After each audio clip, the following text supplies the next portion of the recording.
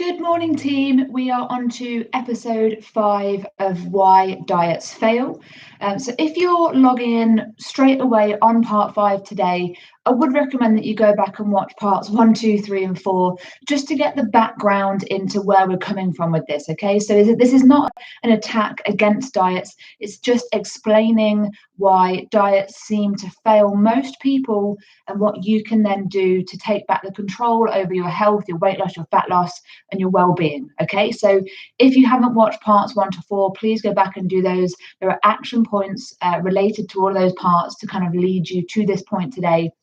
So it's really quite important that you do have that background knowledge. However, if you don't want to do that, that's fine. You can stick around today, and this will make sense as like an action taking video, so that you can use the resources from today and just start going for it. Start doing the habits and kind of stuff that we need to do to take control and just generally focus on health, well-being, and getting some healthy weight loss and fat loss results. Okay, so the first 1 to 4 videos, they covered background, they covered an intro, they covered how your body responds, how your metabolism responds to dieting. And today we're going to focus on basically the habits of successful people, because when we covered the statistics of dieting in the first couple of videos, and we looked at the kind of reality that diets actually fail for about 95% of people when they studied it over a period of 3 years. The drop-off rate in terms of maintenance or being able to maintain your weight after a diet meant that 95% of people after 3 years actually gained all their weight back. Okay, they were not able to maintain the success of the weight loss. So really, diets, we can only really say that diets are successful for 5% of people, and this is not a good statistic. You can kind of determine that for yourself, but 5% success rate is not a good statistic. So what we need to really understand about dieting and about weight loss and fat loss is that there is no magical answer. There is no exact preformed perfect plan that is ready-made for you to just do and just get success without really doing a lot else. Okay, so we need to be considering the fact that there are probably a set of guidelines, a set of habits, and a set of ideals that we can buy into or dig into as individuals and shape our approach personally, individually, in a bespoke manner around the really good habits and principles that the 5% of successful people seem to exhibit. So if we can kind of mimic or phase or weave these things into our own approach, then we have a higher chance of the approach that we take being more successful. So you are here today because you recognize this reality. You recognize that doing a preformed diet, doing a plan where it's just laid out in strict rules, you might have to cut some calories out, you might have to cut a macronutrient out, you might have to record points or sins or anything like that. You're here today because you recognize that this kind of overriding process isn't working exactly the way that you need it to. Okay, yes, it works for you whilst you are inside the diet. When you're doing it for 8 weeks, 12 weeks, 16 weeks, it's kind of working for you because you can see the weight loss happening, but it's not working for you after. It's not allowing you to have a lifestyle where that you don't have to worry about these things. Realistically, we want to be able to get to a point where we can go, I can eat out and I feel comfortable. I can go to a party and I don't feel anxious, and I don't have to track my calories every day to know that I'm in the right level. I don't have to count my sins or points. We don't necessarily have to be tied in with these kind of really strict rules. So we're not bashing diets for weight loss. It's more about the weight maintenance and the kind of the success after the dieting period. Okay, so despite kind of knowing this, despite going through this in your own lifestyles, I know that from experience of being a coach for a while now, that there will be many of you that simply want to just keep believing in diets. You want to keep believing that there is one diet that is just kind of ready and preformed for you, and that you can just find it, and that one day you will find it and it will all just click into place. And I know why you want to keep believing that. I understand the kind of desire to find that, because it's kind of easier. It's kind of It makes life a bit simpler if you can just convince yourself that that you just haven't found it yet, that it's out there, but you just haven't found it yet. And that's, that kind of belief is quite damaging in a lot of cases, because it means that you go through these phases where you stop trying, and then you find your motivation again, you find a new diet, a new approach, you try it, and then it's successful for a bit, and then it's not successful because it's not sustainable, and you just go through this kind of yo-yo phasing, and there's no end point to that. Okay, and that's what I want to kind of share with you today, is understanding how to implement really good, healthy lifestyle habits that you kind of apply to your life for the rest of your life. Okay, when I want you to kind of come out of this endless yo-yo cycle, this kind of belief that dieting is really the only thing that's going to help you to lose weight and get into the shape that you want to be in, and really start to try and phase the belief in that you can develop your own way of doing this. Yes, that might take a bit more time. Yes, it takes introspection. Yes, it takes you doing some self-study and some self-experiments and kind of figuring things out. But it's 100% worth it, because long term, it will mean that you don't feel shackled to a set of rules. What we really probably need to develop is a set of guidelines that guide your basic principles and morals around exercise, food, and basically then have them as flexible guidelines, so that we can live a life and not feel shackled, not feel frustrated, not feel confused, not feel lost, not kind of have this up and down state where we kind of get a little bit really successful and then it falls off a cliff, really successful and then falls off a cliff. So how do we get success? So we need to recognize the characteristics of the people who are able to maintain their weight, and potentially carry on losing weight after the kind of dieting phase has finished. So if we can establish a set of habits or patterns and support systems, and underline this with a really healthy, nutrient-dense, varied approach to nutrition and exercise and lifestyle, then it's going to be a really good foundation for you to build upon. And then from there, when things stop working for you, when your lifestyle changes, for example, you might have kids, or your kids might grow up and move out, or anything can change at any time. So we need to have this flexibility, this adaptability, to allow us to change our guidelines, to change our rules, if you want to call them rules. I prefer guidelines because they're a bit more flexible. We need to have that confidence and that kind of ability, the adaptability to change things when they're no longer working for us. And this is where kind of typical diet plans seem to fall a bit short, because they don't have a plan B, a plan C, a plan D. Whereas what I want to kind of instill within you today is this idea that yes, we can set one kind of list of guidelines that seem to work for us for now, but we need to be prepared to go, okay, in a year my life has changed in this way, I'm going to change number 1, number 3, because they're just not really working for me anymore. So it's having those principles in place, but also having the confidence to change them when they stop working for you. So I know it seems like it's going to be a lot of work, and it's, it might feel like a bit of a mountain to climb, but when you get this right, when you start to understand, it really becomes, for me, quite exciting. I do think it's something that you can spend the rest of your life figuring out, because your life is going to change every year, every decade, every,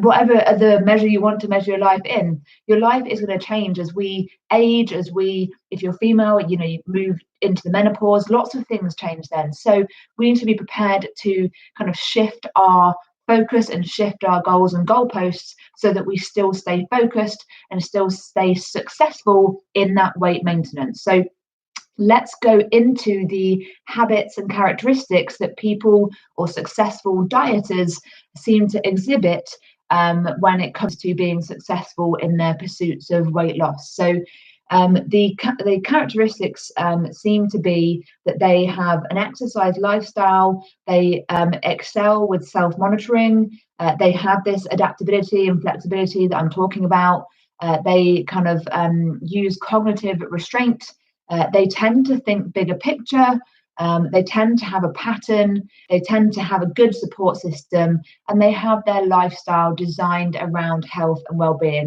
And I'm going to go through each of those sections now in a bit more detail to give you something to work with. Okay, so When it comes to exercise, the people who seem to be successful with maintaining their weight loss or maintaining their weight at a level where they want it to be is that kind of the majority of these people are maintaining an exercise routine that is just part of their lifestyle. They are regular exercisers, and they are not just exercising to lose the weight. Exercise is a part of their lives. The type of exercise doesn't really seem to matter that much.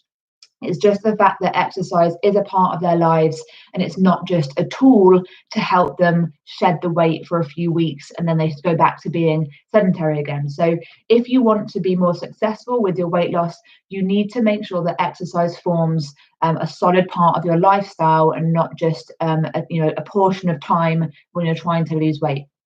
So these people also seem to be able to really kind of objectively keep track of the numbers. So whether they do this daily, weekly, or monthly, it just doesn't really seem to matter, in that it's just that they're keeping track, so that when the numbers seem to be going in the wrong direction, they recognize it and take positive action to change it. So for example, these people might weigh themselves every week or every 2 weeks. And if they see the number on the scale going in the wrong direction, the direction they don't want to see, then they kind of course correct and they change their lifestyle habits and kind of correct the actions that they've been taking, so that then the weight starts to come back down again. Okay, so if you've kind of been entrenched in a dieting regime for a long time, you may want to use a different metric than weight, because weight seems to be this kind of linchpin of whether you feel successful or not successful. And really, we need to be looking at kind of a whole range of metrics to consider whether something's successful or not. So you may want to consider not tracking your weight if that is the case for you,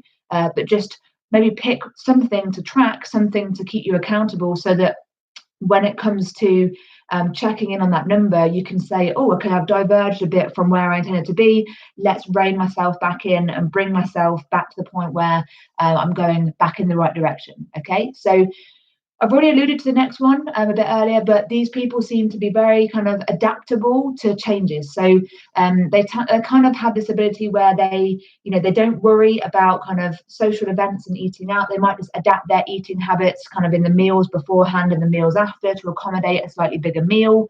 They don't tend to use food to treat themselves.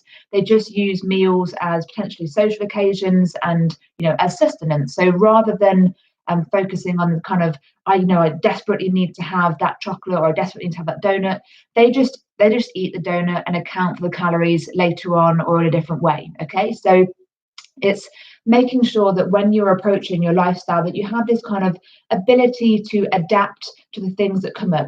Realistically, you're always going to have birthdays, you're always going to have weddings, Easter, Christmas. They're always going to come around every year. So you need to get to a point where you feel confident going into these situations and these occasions where you're not falling off the wagon and feeling like you're breaking all your rules.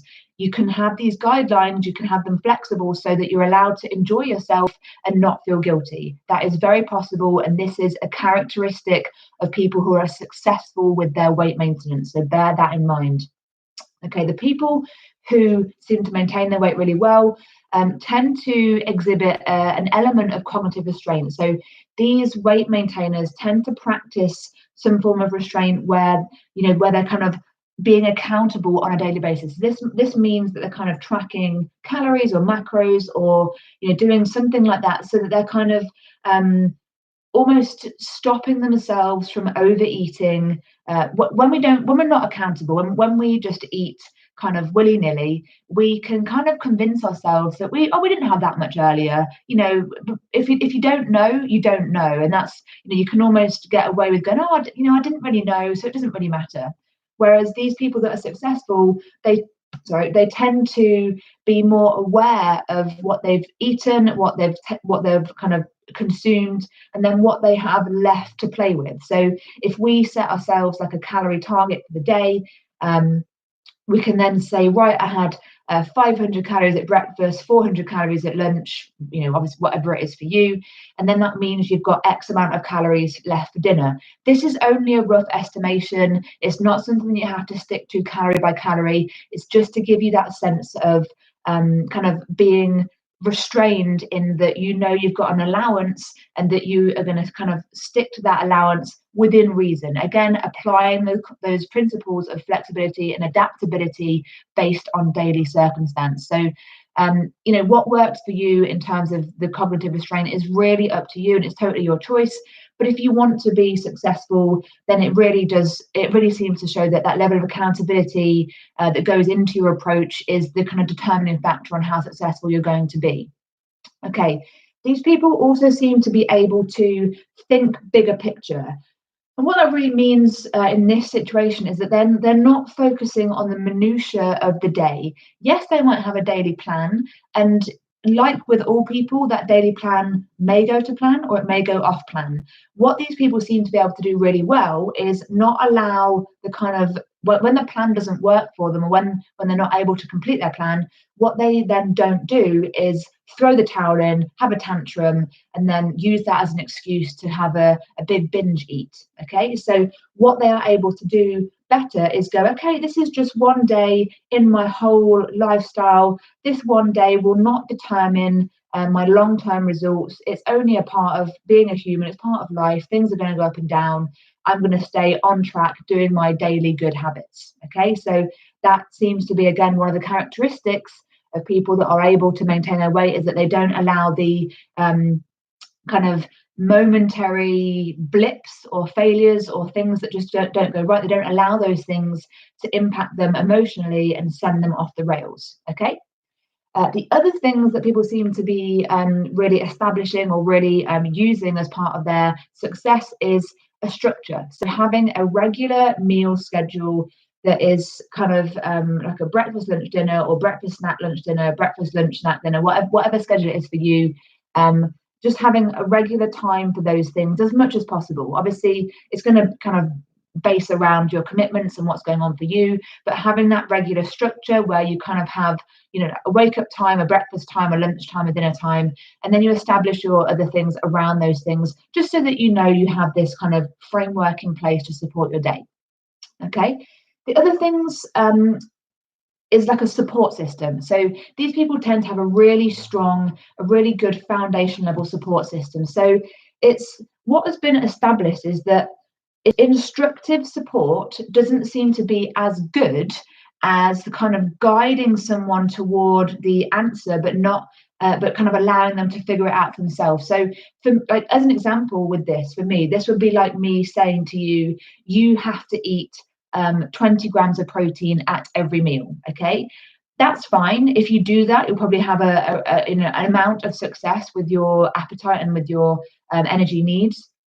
However, if you're not understanding why I'm asking you to do that, and if you're not understanding how that impacts you and your appetite and your health and your well-being, then it's kind of pointless. It's just basically applying another rule that you have to live by. So what I try and do as a coach is give you a set of guideline examples, and then I'll ask you to develop your own system yourself. So basically having that support where you're not being given all the answers, you are being asked to understand, be introspective, and figure things out for yourself a bit more. That seems to be more successful than just having a list of rules that you have to follow. Okay. And generally, in terms of your support in and around you, it seems to be really powerful to have like a group or a tribe of people that have your back. So, and again, in this situation, people seem to do better when they get given compliments about their wellness and health rather than criticism about their weight or how they look, essentially. So it's kind of funny, isn't it? People that respond better to encouragement than a beat down. It's obvious to me that would be the case. But if you have people in your social circles that are kind of always kind of riding you about being overweight or being unhealthy, it might be that they need to change their approach and just talk to you, about the kind of side effects and how you're feeling, and surround yourself with a group of people that are supportive. They don't necessarily kind of let you get away with stuff. They're still going to kind of step in and give you an intervention if you need one, but people that are kind of are willing to prop you up rather than bring you down. That seems to be more supportive. So the kind of final and most kind of beneficial part of your support system is having people who will participate with your new habits with you. So this could be your partner, your best mate, your gym buddy, but it makes a huge difference to your adherence if you can get your friends or family making the healthy changes alongside you. So whether that is your partner and kids, whether that's kind of getting them to, kind of alter their kind of nutrition approach along with you so you can all be healthier, whether that's getting your neighbor out for a walk because you're both struggling with motivation at the moment. It's making sure that you establish these kind of strong support systems, and it's much stronger if you can get someone there working alongside you, just to kind of keep the accountability high. So those seem to be the really good habits and characteristics of people that seem to be successful. I want you to go away today, and I want you to write yourself a letter about the journey that you have been on. And I want you to make sure that you congratulate yourself for being willing to change and to kind of approach, and be open-minded about learning new things. Okay, give yourself credit for the changes that you've already made and the plans that you intend to implement. And I know it sounds a bit silly and a bit stupid, but it will make a difference to your confidence. A little bit of self-appreciation can go a really, really long way. So that's your first task, the first action point for today. Write yourself that letter. Really be nice to yourself. A bit of appreciation, a bit of gratitude for yourself is very powerful. Okay. And then part two, write notes on each of the habits that I talked about today, that successful dieters characterize, and apply them to your own lifestyle. So go back through the video, make notes of each section, and pick out the areas where you think you are lacking, and then start to plan a positive action off the back of that. Okay, so that is the end of today. We've got one more week to cover, so we'll be coming back next week with one more video to finish off the series. And if you have any questions, please post in the comments. If you've got any kind of stories about how you've used the content, please do take action on the points today and for the last 1 to 4 weeks or 1 to 4 videos. And let's make sure we take some positive action and start to get some really, really good lifestyle results. Thank you so much for your time, and I'll see you for the next video soon.